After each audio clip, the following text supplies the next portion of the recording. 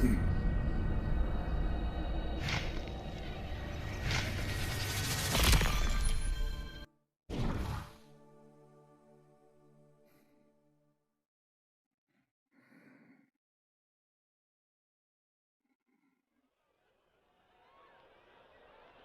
August 28, 1963, over 250,000 people came together at the National Mall in Washington, D.C., to form one of the most important demonstrations for racial equality in the history of the United States.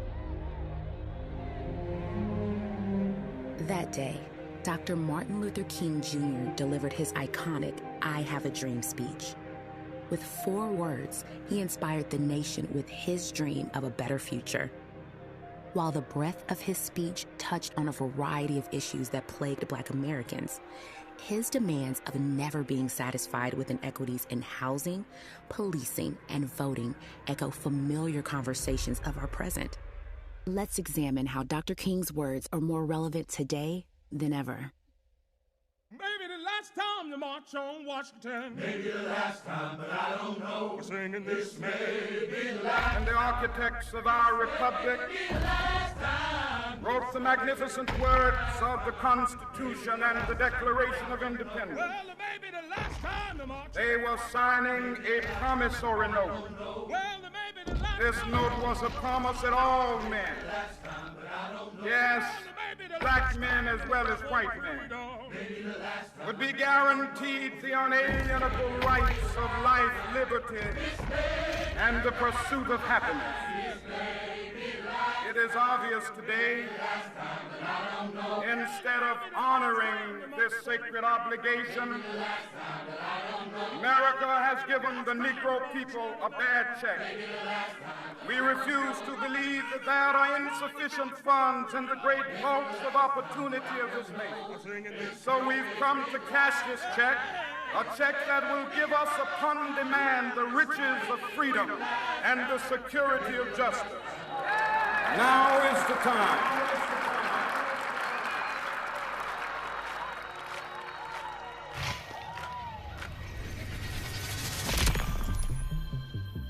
We cannot be satisfied as long as the Negro's basic mobility is from a smaller ghetto to a larger one. Why did you select Levittown to live? We were looking for a place to buy a home. We looked at Levittown, and we liked the homes here. We liked the advantages that Levittown seemed to offer in comparison to other cities. And we understood that it was going to be all right. We were very happy to buy a home here. The racist housing practices of the past caused a ripple effect that still impacts Black and brown families today. But it's easier to show you rather than explain it to you. The goal of the game is to earn as many coins as possible. You will both start with the same amount of coins, and whoever has the most coins at the end of the game wins. You're going to play against our reigning champion. The winner chooses their pawn first. Hey, good luck. I'll take the white pawn. You'll be playing with the black pawn. Take your piece and put it on the board. Because you're playing with the black piece, your home has been redlined. Players of redline communities are often prevented from receiving the same opportunities and services as their green counterparts. Unlike blue and yellow, even if you get the coins to move to the green district, the rules of the game prevent it. White plays first and will draw from the green deck, and black will draw from the red deck. Yes, my home loan is approved. Home ownership is the quickest way to earn coins in this game. Your turn.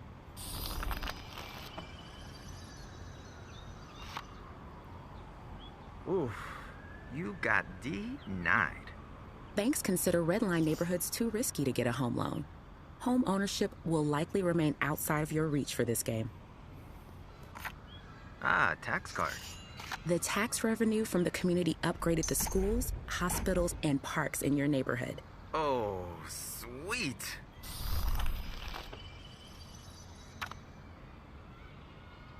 You got a tax card, too. Since it's nearly impossible to refinance and get loans for your neighborhood, the property values of the homes are starting to drop. Lower property values mean fewer taxes to collect. resulting in fewer health, wealth, and education investments. Oh, what does the grocery store card do?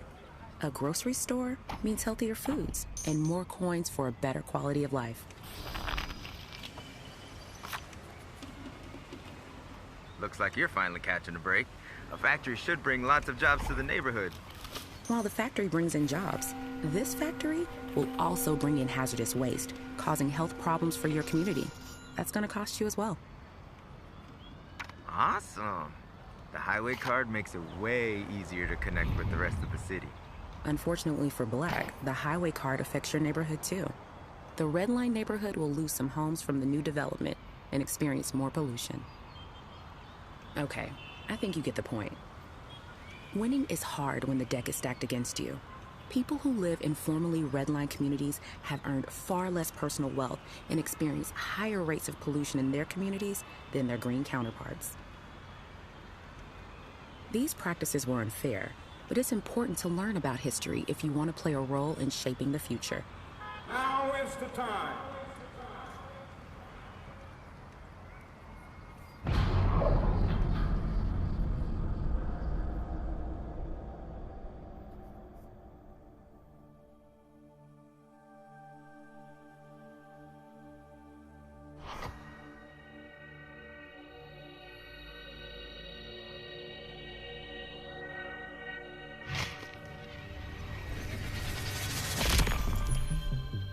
We can never be satisfied as long as the Negro is the victim of the unspeakable horrors of police brutality.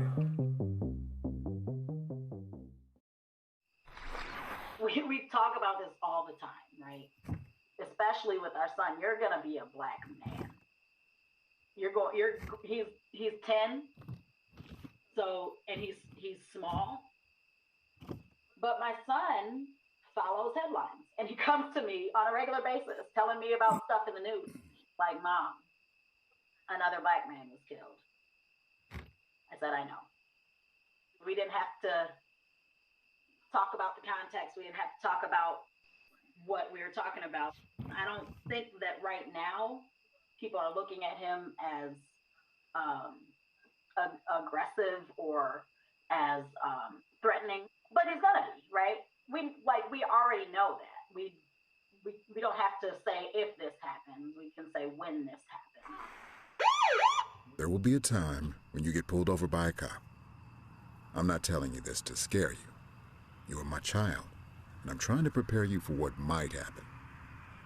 You are smart and powerful, and through the wrong eyes, that and your skin color can make you appear as a suspect. So when you do get pulled over, I'm going to need you to remember the sound of my voice. Remember the calm in my tone. Remember that you getting home to me safely is all that matters.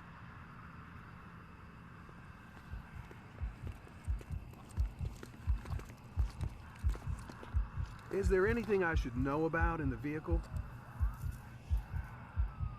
I'm going to run your plates. Keep your hands on the wheel.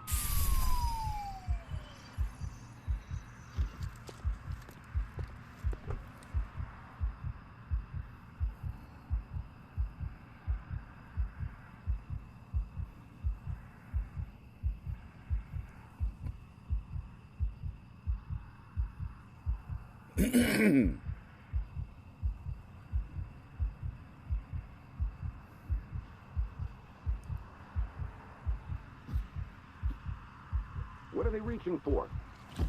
Whoa, whoa, whoa. Keep your hands on the wheel. Breathe. Your hands are strong. Hands that you got from your grandfather. Funny how those things are passed down.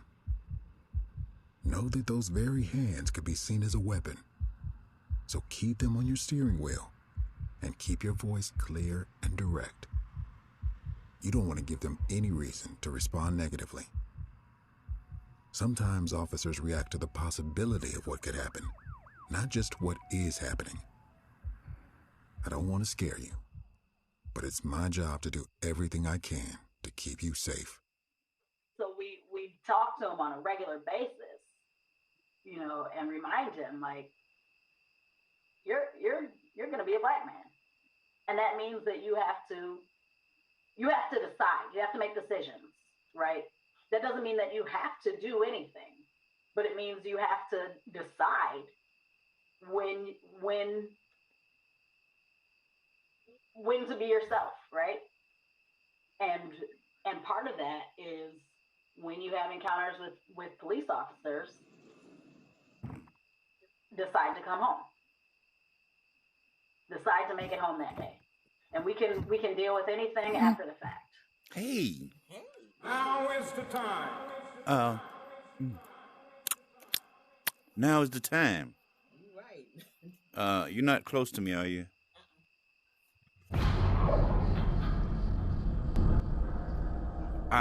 This is gonna be over in like maybe 2 or 3 minutes. Okay, and I'm recording it. So, I'll be with you in 1 moment. This is part 3 here. We cannot be satisfied as long as a Negro in Mississippi cannot vote, and a Negro in New York believes he has nothing for which to vote. This right to vote is the basic right, without which all others are meaningless. It gives people as individuals, control over their own destinies. The right to vote has a long legacy of being attacked. Poll taxes, literacy tests. Voter suppression tactics like these are ever evolving. They can make trying to vote feel like chasing a ballot that's just out of reach. When citizens can't vote, the effects on a society can be devastating.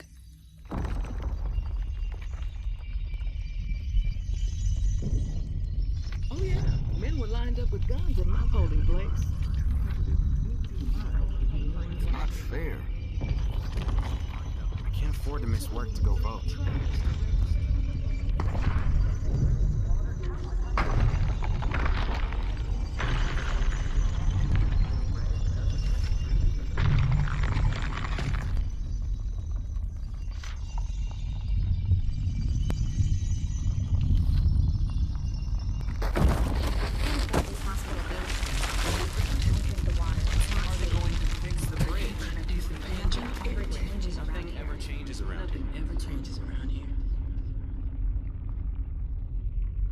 Countless cast-aside ballots could have changed the fates of so many.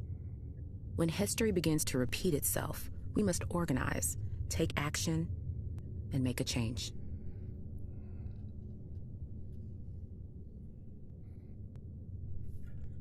Let us not wallow in the valley of despair. Now is the time to make real the promises of democracy.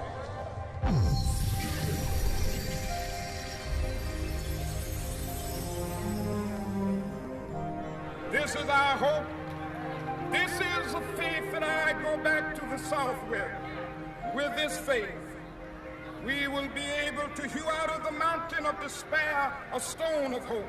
With this faith, we will be able to transform the jangling discords of our nation into a beautiful symphony of brotherhood. With this faith, we will be able to work together, to pray together, to struggle together, to go to jail together, to stand up for freedom together, knowing that we will be free one day. This will be the day. This will be the day when all of God's children be able to sing with new meaning, "My country, tears of thee. Sweet land of liberty, of thee I sing. Land where my fathers died, land of the pilgrim's pride. From every mountainside, let freedom ring. And if America is to be a great nation, this must become true. So let freedom ring. From the prodigious hilltops of New Hampshire, let freedom ring.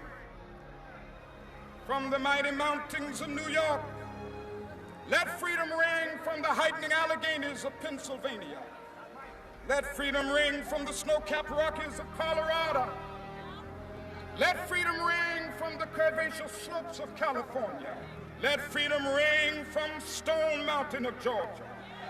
Let freedom ring from Lookout Mountain of Tennessee.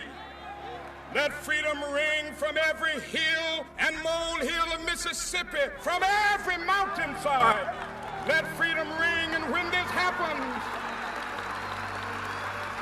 when we allow freedom ring, when we let it ring from every village and every hamlet, from every state and every city, we will be able to speed up that day when all of God's children, black men and white men, Jews and Gentiles, Protestants and Catholics, will be able to join hands and sing in the words of the old Negro spiritual, free at last, God Almighty, we are free at last. The hard-earned rights fought for by those who came before us are not guaranteed. With each generation, the path to progress must be repaved. Now it's up to you to decide how the next stones of hope are laid.